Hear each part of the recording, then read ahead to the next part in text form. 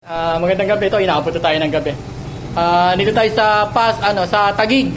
Nag-home service tayo dito sa Pasio Block ni Sir. Ito dati na sa atin to nagpalagay ng J pa. Ayan.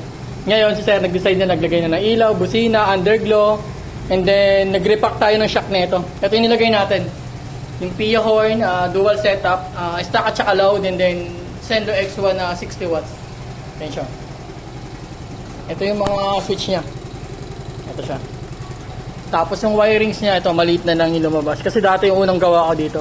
Ngayon ito na lang. Maliit na siya. Hindi na gaano expose yung wire. O yan, ito yung low niya sa baba. Ayan yung low, ito yung high. Tapos meron siyang push button para sa passing light. Pag naka-off, sabay. Then kapag ka naka-lock ka, high. Ayun na. Pag may tatawid, senyas ka, yan. Malaking tulong yung passing light na yung push button. Then pag naka-high ka naman, low. O yun. Tapos sa busina natin ito.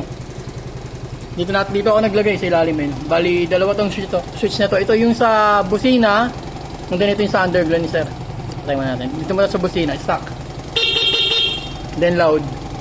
I-on mo lang. Tapos sa underglow, yan. May kulay siya red. Pag in-on mo yan. Yan. Tapos ang kulay purple siya pag in-on. Ang twist dito, pag binirake naman to, sorry ko mag-brake. Ayun o. Nag-red siya. Ano? Red na red. Nakita to ni Sir sa ADB na ginawa ko eh. Bitaw Sir. Ayun o.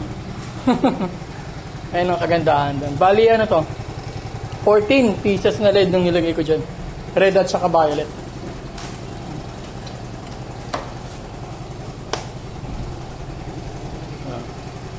Ayun siya. Okay.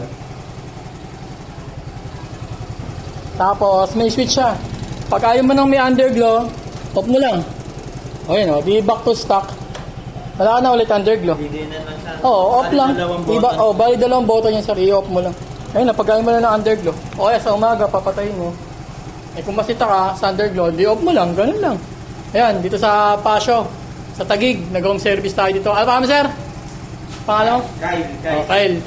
Hindi natin papakita si sir. Ayun lang. Thank you.